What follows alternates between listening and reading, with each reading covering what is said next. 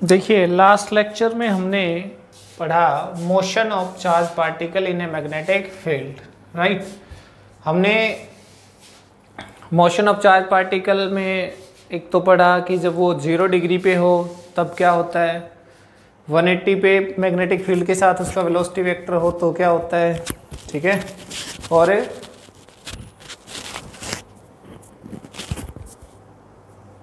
अगर 90 डिग्री पे हो तो क्या होता है, या फिर 0 से ज़्यादा हो और 90 से कम हो तब क्या होता है, हेलिकल पाथ बनाया था हमने। 90 डिग्री पे हो तो सर्कुलर पाथ होता है, ठीक है। और उसके कुछ रिजल्ट्स हमने निकाले थे कि जब पार्टिकल एंटर करेगा, देखिए हम फिर से उसको हल्का सा एक बार डिस्कस करते हैं।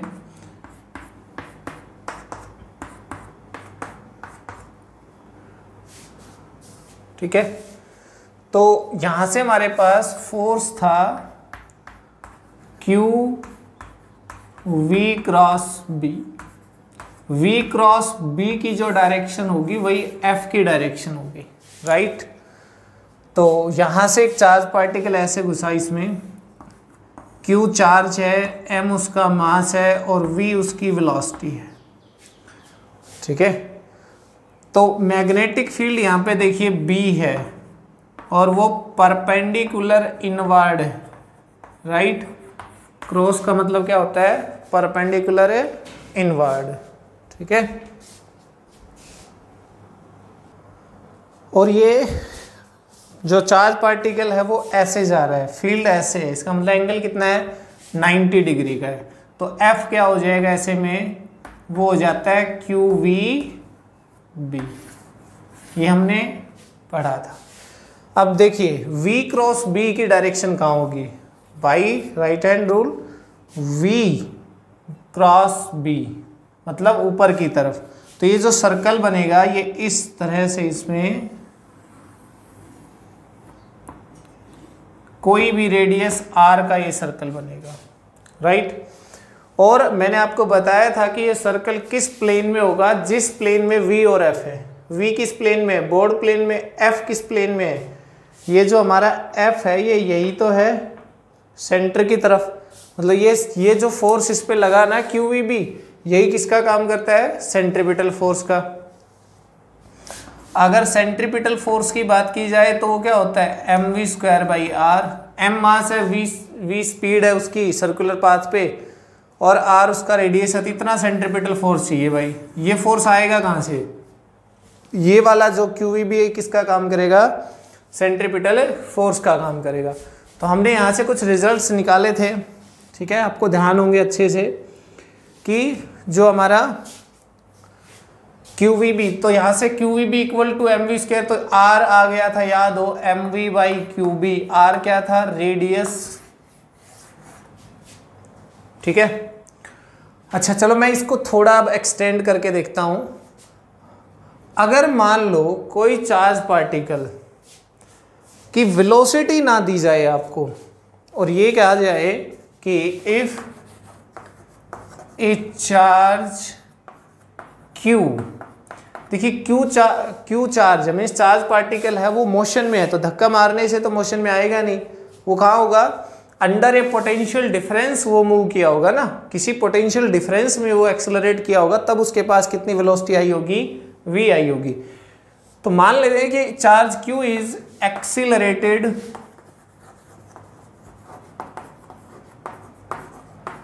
Up to a velocity v, small v,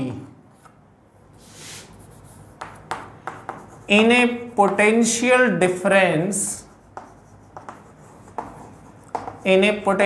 difference of v volt, capital V है भाई, ये वोल्ट वाला V है, ठीक है। और वो वेलोसिटी है हमारे पास, राइट।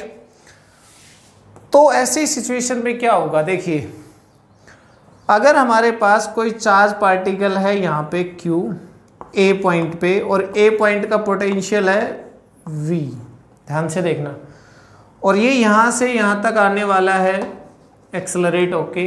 क्यों, क्योंकि ये जो है ना B, ये 0 वोल्ट पे है, ठीक। और ये यहां से यहां तक आएगा Q चार्ज। देखिए ए पे जब चार्ज रखा है तो वो किस में है, रेस्ट में है। कितनी वोल्ट पे है, V वोल्ट पे। तो यहां पर एनर्जी कितनी होगी इसके पास, कौन सी एनर्जी, पोटेंशियल एनर्जी, ठीक है, वो हमारे पास है Q इंटू वी। ये हम बहुत अच्छे से जानते हैं, अगर Q चार्ज V पोटेंशियल पे है तो उसके पास कितनी एनर्जी होगी, Q इंटू वी। जब ये यहाँ पे जाएगा, ये रेस्ट में था, या ये Q चार्ज, पॉजिटिव चार्ज हमेशा हाई पोटेंशियल से लो पोटेंशियल की तरफ जाता है, उस पर फोर्स लगता है, ठीक है। तो इस पे फोर्स लगेगा, एक्सेलरेट करेगा और फिर ये पहुंच जाएगा यहाँ पे 0 वोल्ट के पोटेंशियल पे, राइट। तो अब यहाँ पे पोटेंशियल एनर्जी, अच्छा इस केस में यहाँ काइनेटिक एनर्जी कितनी है भाई, रेस्ट में है तो 0 ना। यहाँ जब आया तो पोटेंशियल एनर्जी कितनी हो जाएगी बताइए, पोटेंशियल एनर्जी हो जाएगी हमारे पास 0। क्यों 0, क्योंकि यहाँ का पोटेंशियल 0 है। पोटेंशियल एनर्जी का फॉर्मूला तो चार्ज इंटू पोटेंशियल है ना। अब फिलहाल बी पे जो है चार्ज है हमारा, और बी के पोटेंशियल बी का क्या है, 0 है, तो यहाँ पोटेंशियल एनर्जी क्या है, 0। लेकिन ये अब यहाँ जब पहुंचा है तो मोशन में है, ये किस में है, मोशन में है। तो इसकी जो एनर्जी है, काइनेटिक एनर्जी कहाँ से आई, मोशन में है तो काइनेटिक एनर्जी होगी ना। वो जो पोटेंशियल एनर्जी थी ना वही सारी, क्योंकि सारी पोटेंशियल एनर्जी यहाँ तक आते आते खत्म हो चुकी है, 0 हो गई। तो पोटेंशियल एनर्जी गई कहाँ पे, जो पोटेंशियल एनर्जी कहीं नहीं गई, पोटेंशियल एनर्जी कन्वर्ट हो गई काइनेटिक एनर्जी में। तो potential energy converts into kinetic energy. तो काइनेटिक एनर्जी कितनी हो जाएगी, Q इंटू वी। आई बात समझ में। तो अगर Q चार्ज V वोल्ट के पोटेंशियल डिफरेंस में एक्सेलरेट करता है तो उसके पास कितनी काइनेटिक एनर्जी हो जाएगी भाई, उसके पास काइनेटिक एनर्जी हो जाएगी Q इंटू वी, राइट। तो हमें क्वेश्चन ऐसा ही कुछ मिलेगा, क्या मिलेगा क्वेश्चन में, क्वेश्चन में हमें मिलेगा कि काइनेटिक कोई चार्ज पार्टी, देखो या तो सीधा वेलोसिटी वेक्टर मिल जाएगा, मास मिल जाएगा, यूज कर लेंगे। लेकिन हो सकता है हमें ऐसा मिल जाए कि Q चार्ज है वो V वोल्ट के पोटेंशियल डिफरेंस में एक्सेलरेट हुआ है, ठीक है। तो और वो फिर इतने फील्ड के अंदर 90 डिग्री पे एंटर कर गया, तो बताइए किस रेडियस का सर्कल बनाएगा। आप सोचेंगे मास है और चार्ज है, बट यहाँ पे हमारे पास वेलोसिटी नहीं है। बहुत बार तो स्टूडेंट्स यही मिस्टेक कर जाते हैं, इसी V को ये वाला V समझ जाते हैं, ये पोटेंशियल है, ये वेलोसिटी है, ध्यान रखना, ठीक है। और उसमें इस V को इसमें पुट करके सॉल्व कर देंगे, जो कि गलत होता है, ठीक है। तो हमें क्या करना है, अब देखिए, as we know kinetic energy is equal to होता है p²/2m। This is the relation between kinetic energy and, भाई this is the relation between kinetic energy and momentum, right. क्यों गए मोमेंटम में, तो ये देखिएगा, ये मोमेंटम ही तो है, m इंटू वी। अगर किसी के पास v वेलोसिटी m मास है तो मोमेंटम कितना होता है, m इंटू वी। यहां से देखिए p² क्या हो जाएगा भाई, 2mk, और अगर मैं p को लिखूं तो ये हो जाएगा 2mk under the root, right.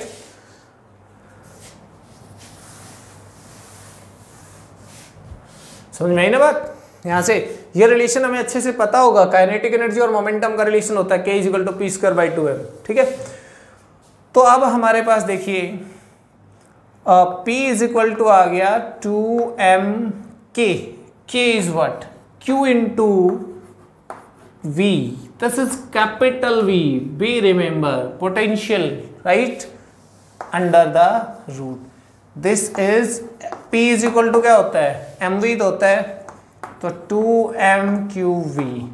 अब q क्या होगा, इलेक्ट्रॉन है, प्रोटॉन है, ड्यूट्रॉन है, अल्फा पार्टिकल है, वो जो भी होगा हम q की वैल्यू पुट कर देंगे, चार्ज जितना होगा, ठीक है। तो हमारे पास r क्या आ जाएगा, अंडर द रूट 2mqv, देखिए mv की जगह डिवाइड बाई qb। अगर हमें डाटा सीधा वेलोसिटी की फॉर्म में नहीं देके पोटेंशियल के फॉर्म में दिया हुआ है, तो वहाँ से अगर इस सिचुएशन में रेडियस पूछा जाए तो हम पोटेंशियल को कैसे इसमें यूज़ करेंगे। क्लियर। अब अगर हम इसका नेक्स्ट रिजल्ट रिवाइज करें तो वो क्या था, टाइम पीरियड 2πm/qb, और यहाँ से हमने कंक्लूजन निकाला था। देखिए यहाँ कहीं भी वेलोसिटी वेक्टर नहीं आया है, रेडियस नहीं आया है, ठीक है। इसका मतलब है कि ये हमने लिखवा भी दिया था कि time period is independent of velocity vector, और we can say that radius, वही की बात है, ठीक है, दोनों में। तो टाइम पीरियड, फिर यहाँ से फ्रीक्वेंसी क्या आ गई थी, qb/2πm। Frequency is what, number of oscillation completed in 1 second. अगर यहाँ से, अगर हमने लास्ट लेक्चर में नहीं बताया हो तो एंगुलर फ्रीक्वेंसी ओमेगा होती है 2πν, राइट। तो 2π और न्यू है qb/2πm, 2π से 2π कैंसिल आउट, qb/m ओमेगा। ये क्या हो जाएगी, जो चार्ज सर्कुलर पाथ में मूव करेगा उसकी एंगुलर फ्रीक्वेंसी हो जाएगी, ठीक है। और अगर इस केस को हम देखें तो एक छोटी सी टर्म और बताई होगी मैंने, q/m, that is specific charge.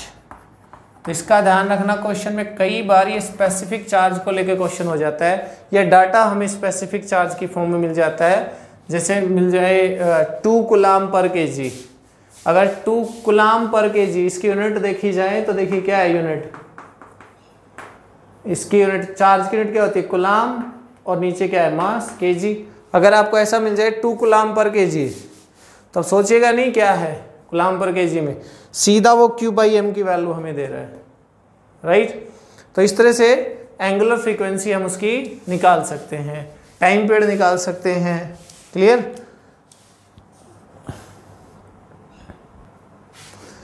एक इंपॉर्टेंट चीज और इसमें रह गई, जो हमने डिस्कस किया था, क्या था कि work done by the magnetic field, और we can say that magnetic force, magnetic field, और we can say that magnetic force on the charge. अगर वो मूव नहीं कर रहा है तब तो वैसे वर्क डन 0 है, और अगर वो मूव कर रहा है तब भी वर्क डन क्या होता है, 0 on the charge is always 0। किसी भी सिचुएशन में आपको ऐसा नहीं मिलेगा कि मैग्नेटिक फील्ड ने या मैग्नेटिक फोर्स ने चार्ज जो है उस पर वर्क डन कर दिया। मतलब इसके अंदर इसकी जो काइनेटिक एनर्जी है ना, वो क्या रहेगी, constant. Kinetic energy of charge particle is always constant, right. Means kinetic energy कभी चेंज नहीं होगी। और जब काइनेटिक एनर्जी चेंज नहीं हो रही है तो इसमें और हम इसमें देखिए एक दो चीजें और डिस्कस कर सकते हैं। देखो, अगर काइनेटिक एनर्जी चेंज नहीं हो रही है तो क्या इसका मतलब उसकी स्पीड चेंज नहीं हो रही है। If kinetic energy does not changes,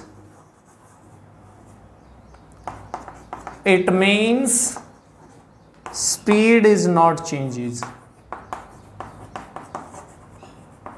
right।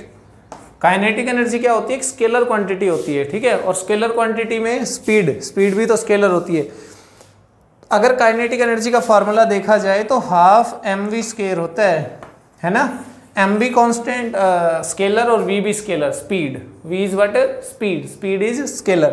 तो ऐसे हमारे पास क्या है कि जो काइनेटिक एनर्जी अगर चेंज नहीं हो रही है, इसका मतलब ये है कि स्पीड भी चेंज हो। तो जो चार्ज पार्टिकल मैग्नेटिक फील्ड में मूव करेगा उस सिचुएशन में स्पीड कांस्टेंट रहेगी, बट क्या वेलोसिटी कांस्टेंट रहेगी। सर्कुलर पाथ पे मूव कर रहा है तो डायरेक्शन तो चेंज होगी। तो इसमें लिखेंगे बट, नोट डाल के लिख लेना इन पॉइंट्स को, ठीक है। But velocity will change in direction. Velocity change होगी डायरेक्शन की टर्म, डायरेक्शन कांस्टेंट नहीं रहेगी क्योंकि सर्कुलर पाथ में मूव करेगा तो डायरेक्शन डेफिनेटली क्या हो रही है, चेंज हो रही है। ठीक है, चलिए अब हम कुछ न्यूमेरिकल्स करते हैं इसके। ठीक है, क्वेश्चन है इसमें, पहला क्वेश्चन हम कर रहे हैं,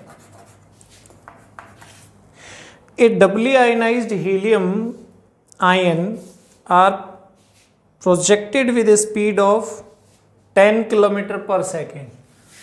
v इज इक्वल टू दिया हुआ है 10 किलोमीटर पर सेकेंड, इसका मतलब ये हो गया 10⁴ मीटर पर सेकेंड। राइट, डबली आयनाइज्ड हीलियम है तो इसका मतलब है कि हीलियम से 2 इलेक्ट्रॉन निकाल लिए और 2 इलेक्ट्रॉन निकालने के बाद हीलियम पे कितना चार्ज आ जाएगा, +2e। Actually doubly ionised helium atom एक तरह से क्या होता है, अल्फा पार्टिकल होता है। क्या बोलते हैं हम इसको, अल्फा पार्टिकल बोलते हैं। अगर आपको बोला जाए कि अल्फा पार्टिकल है तो इसका मतलब उस पर चार्ज कितना है, +2। अल्फा पार्टिकल होता है हीलियम न्यूक्लियस, क्योंकि हीलियम से 2 इलेक्ट्रॉन निकाल लोगे तो बचेगा क्या, क्योंकि 2 इलेक्ट्रॉन होते हैं, ओनली न्यूक्लियस बचेगा उसमें। ठीक है, और न्यूक्लियस पे चार्ज होता है +2e। तो फिर मास कितना होगा, मास होता है 4 times of mass of proton. भाई हीलियम न्यूक्लियस में क्या बचा, 2 प्रोटॉन और 2 न्यूट्रॉन।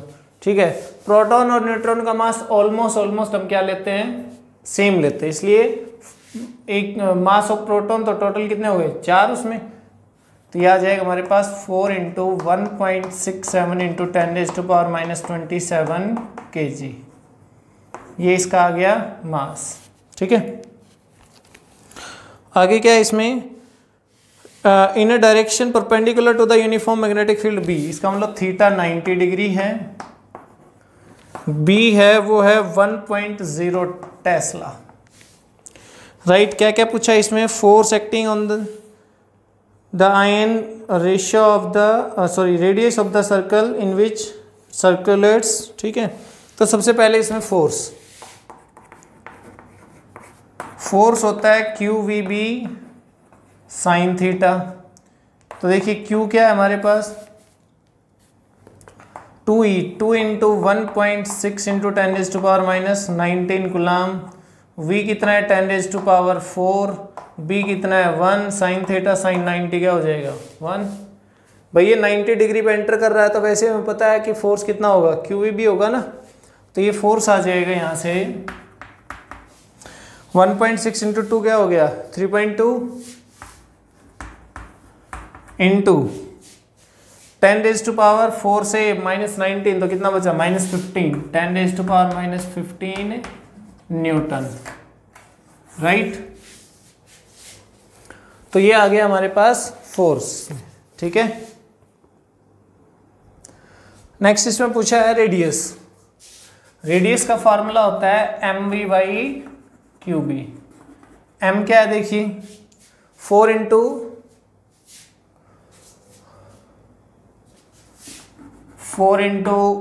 1.67 × 10⁻⁻27, v क्या है 10⁴ डिवाइड q क्या है 2 × e मीन्स 2 × 1.6 × 10⁻⁻19। e की वैल्यू पता होगी सबको, 1.6 × 10⁻⁻19 कूलम। ठीक है, और इंटू b क्या है 1, 2 × 2 = 4। ठीक है, ये आ गया 2 × 1.67 डिवाइड बाई 1.6। ये देखिए 19 से ये कितना बच गया, -8 है ना, -8 और ये +4 कितना बच गया, -4। 19 और 8 27 होता है ना, तो ये 19 में से 8 बचा। ओके, अब ये देखिए 1.6 इंटू ये ऊपर ये 1 से थोड़ा सा ज़्यादा आएगा तो मैं इसको ऑलमोस्ट 2.1 × 10⁻⁻4 मीटर। देखिए रेडियस आ गया। ठीक है, अब क्या कर सकते हैं आप इसमें इजीली, टाइम पीरियड और पूछा है इस क्वेश्चन में शायद नेक्स्ट, हाँ इसमें टाइम पीरियड पूछा है। टाइम पीरियड का फॉर्मूला होता है 2πm/qb। ठीक है, ये आप खुद सॉल्व कर लीजिए। 2 पता है, पाई पता है, m पता है, q पता है, b पता है। मैं इसका आंसर लिख देता हूँ 1.32 × 10⁻7 सेकेंड होगा। ये टाइम पीरियड कितना होगा 1.32 × 10⁻7 सेकेंड हो जाएगा भाई, राइट। तो इस तरह से हम इनको सॉल्व कर सकते हैं कि कितना फोर्स लगा, किस सर्कल रेडियस में घूमेगा, किस स्पीड के साथ घूमेगा, ठीक है, ओके। अब नेक्स्ट क्वेश्चन इसमें देखिएगा,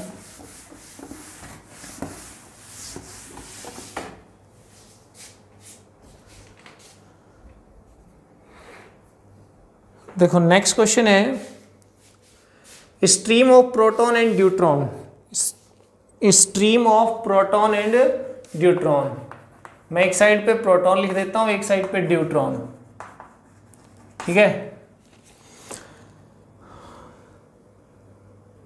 In vacuum chamber enters in a uniform magnetic field. Both protons and neutrons have been subjected to have been accelerated to the same accelerating potential. Hence the kinetic energy of the particles are same. दिया है kinetic energy of proton is equal to kinetic energy of neutron, ठीक है। If the ion stream is perpendicular to the magnetic field means maximum force की बात होगी इसके अंदर। If the proton moves in a circular path of radius 15 centimetre, इसका मतलब proton का जो रेडियस है वो है 15 सेंटीमीटर मींस 10⁻⁻2 मीटर, ठीक है। Find the radius of the path travelled by the neutron given that the mass of the neutron is twice that of the proton, ठीक है। अब इसमें क्या है, ये पूछा रेडियस, आपको क्या फाइंड आउट करना है इसके अंदर, रेडियस ऑफ प्रोटॉन दे दिया, आपको radius of neutron find out करना है। तो देखिए चार्ज कितना होगा प्रोटॉन पे, +e, इतना ही तो होता है। और न्यूट्रॉन पे भी चार्ज, ये हो गया q प्रोटॉन और ये हो गया q न्यूट्रॉन, तो ये हो जाएगा +e। न्यूट्रॉन पे भी चार्ज उतना ही होता है जितना कि प्रोटॉन पे होता है, याद रखना। जैसे अल्फा पार्टिकल पे 2e होता है, इस पे +e, वो +2e होता है, ठीक है। अच्छा मास की बात करें, प्रोटॉन का मास वो mp होता है, तो न्यूट्रॉन का मास 2mp होता है। ये मास ऑफ प्रोटॉन, चलिए सॉरी मास ऑफ प्रोटॉन का m ले लेता हूं, इसको 2m, हाँ ठीक है। ये मास ऑफ प्रोटॉन m लिया, इसका मतलब है कि न्यूट्रॉन का मास डबल होता है किससे, प्रोटॉन से, राइट। और मैग्नेटिक फील्ड दोनों के लिए क्या हो गया, सेम हो गया। काइनेटिक एनर्जी सेम है, इससे लेके चलते हैं हम क्वेश्चन को। काइनेटिक एनर्जी का फॉर्मूला क्या होता है, 12mv² होता है, यू ऑल नो दिस, ठीक। तो हमारे पास kinetic energy of proton is equal to kinetic energy of neutron means 12m proton v proton square, velocity of proton, speed of proton, ठीक है। Half mass of neutron, velocity of neutron square, half से आप cancel out हो गए, यहीं पे इनकी values put कर दिए। mp क्या है, m है vp² इज इक्वल टू ये है 2m vd², m से m कैंसिल आउट हो गया, vp/vd, vp² by vd² is equal to, देखिए vp vd को नीचे ले आया, ये बच गया 2, कहने का मतलब vp इज इक्वल टू हो गया √2vd, है ना। स्क्वायर ले लिया, स्क्वायर रूट कर लिया दोनों साइड, ओके। vp और vd में रिलेशन आ गया है। अब इसका यूज हम कहाँ करेंगे, as r is equal to क्या होता है, mv/qb। तो rd को क्या लिखेंगे, देखो m कितना होगा rd के लिए, 2m, vd qd, और यहां से मैं एक चीज लिख दूं, qd और qp दोनों बराबर होते हैं, ठीक है।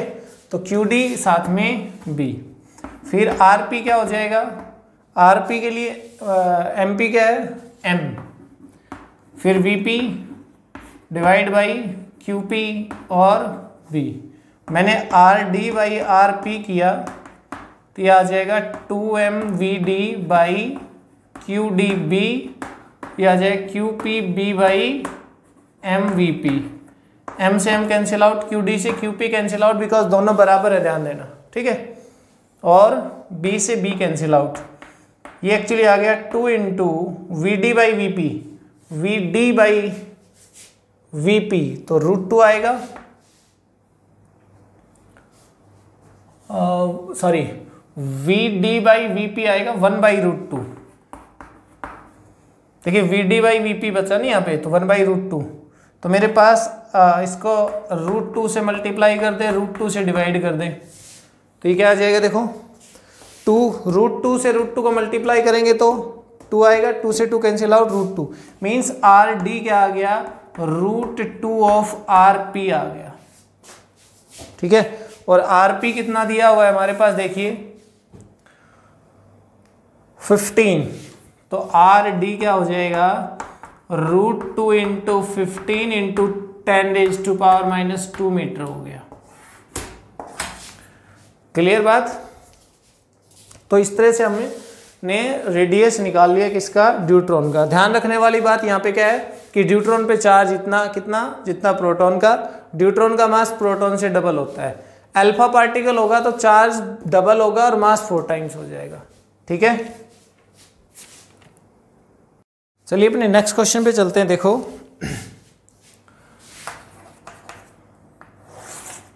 क्वेश्चन हमारे पास कुछ ऐसा है कि ये जो लाइन से इधर मैग्नेटिक फील्ड हमारे पास इस तरह का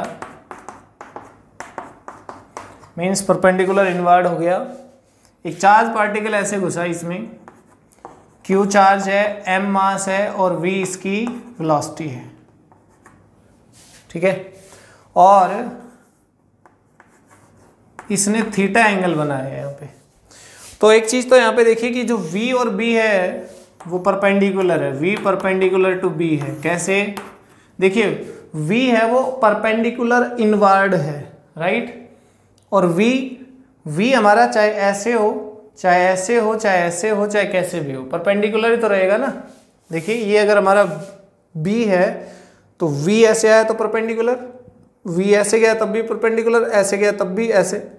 तो ये इस सिचुएशन में V क्या है, B के perpendicular.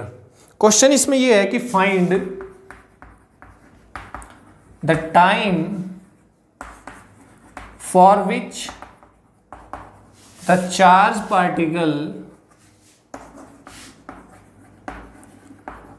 Remains in magnetic field. कितनी देर तक चार्ज पार्टिकल मैग्नेटिक फील्ड में रहने वाला है, ठीक है।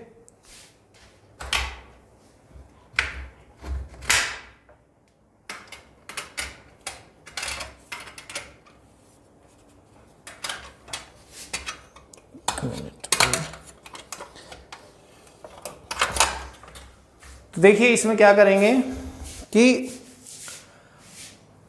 अगर ये यहां पे एंटर किया है तो हमें फोर्स की डायरेक्शन पता करनी पड़ेगी। इसमें किस डायरेक्शन में फोर्स लग रहा है, क्योंकि सर्कल तो बनेगा डेफिनेटली, ठीक है, कर्व तो बनेगी, सीधा तो चलेगा नहीं क्योंकि परपेंडिकुलर है ना फील्ड के। तो V इधर है, B अंदर, तो फोर्स इस डायरेक्शन में लगा। इसका मतलब ये इसका सेंटर जो है ना यहां कहीं होगा,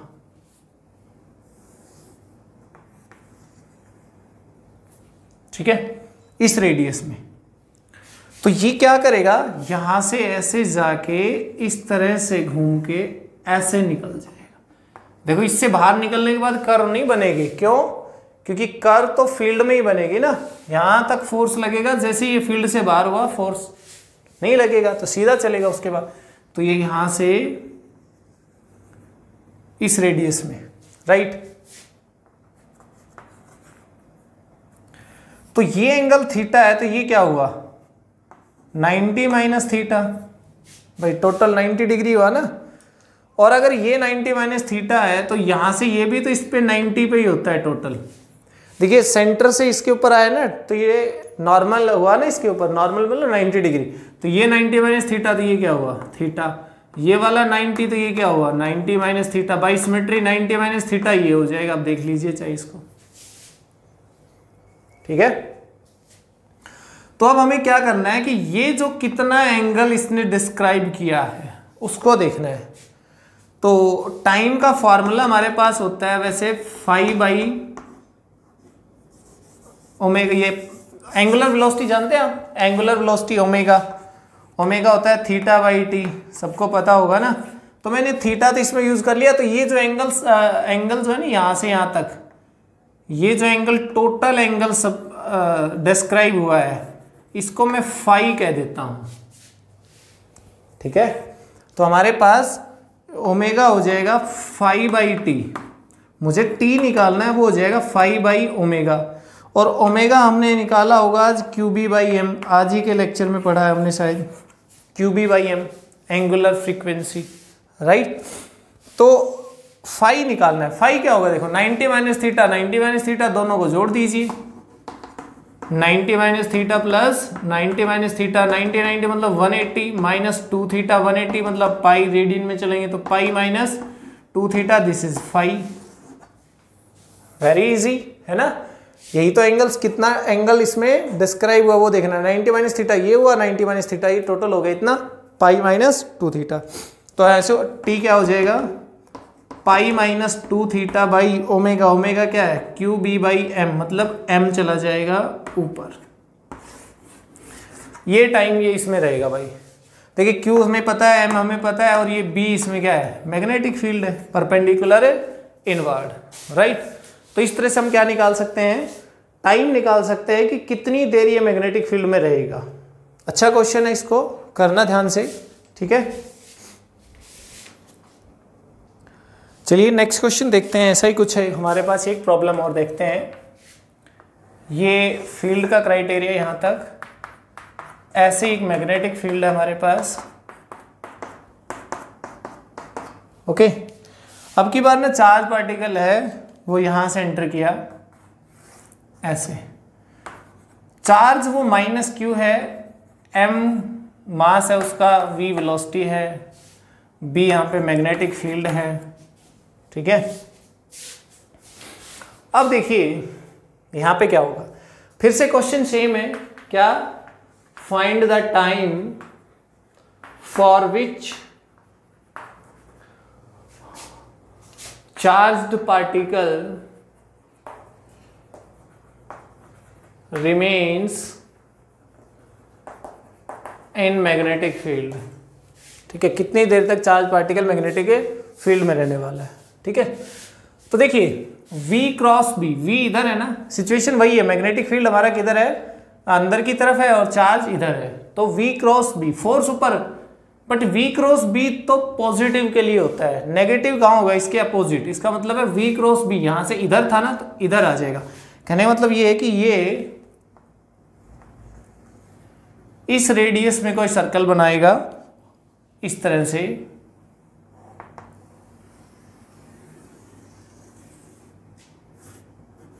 ऐसे, ठीक है, यहां से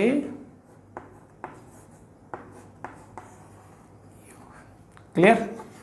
ये यहां पे इसने क्वेश्चन में जो है वो एंगल दिया हुआ है थीटा, यहां पे नॉर्मल के साथ ये, ठीक। अगर ये थीटा है तो ये वाला क्या हो जाएगा 90 माइनस थीटा, तो ये वाला क्या हो जाएगा भाई सिमेट्री थीटा हो जाएगा ना, कर लेंगे आप इजीली।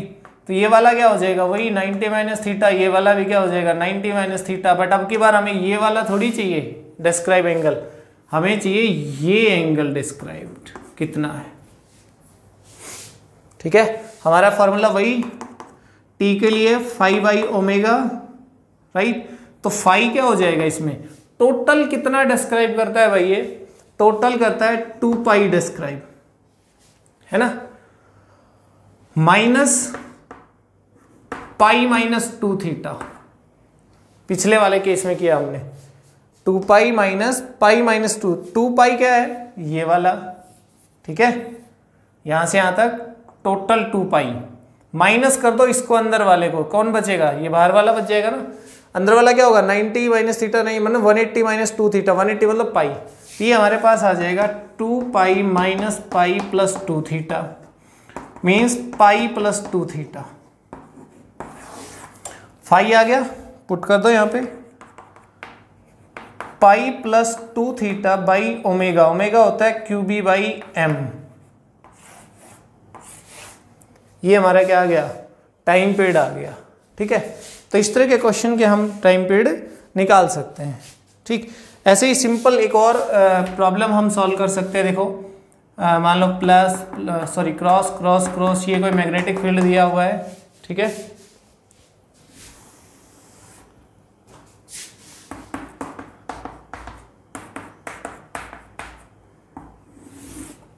एक चार्ज पार्टिकल यहां से ऐसे एंटर कर गया, v वेलोसिटी के साथ, वही चार्ज q है, मास m है, और इसमें देखेंगे तो देखिए फोर्स किधर लगेगा, और चार्ज ना -q है भाई, फोर्स किधर लगेगा, प्लस के लिए ऊपर, बिल्कुल इस लाइन के अलोंग परपेंडिकुलर, तो फोर्स नीचे, इसका मतलब है इसका सेंटर यहां कहीं होगा। ठीक है, सेंटर यहीं है, तो इसका मतलब है कि ये सेमी सर्कल बनाएगा। सेमी सर्कल कितना कवर करता है एंगल, सेमी सर्कल में हमारे पास एंगल कितना कवर होता है, पाई होता है। ठीक है,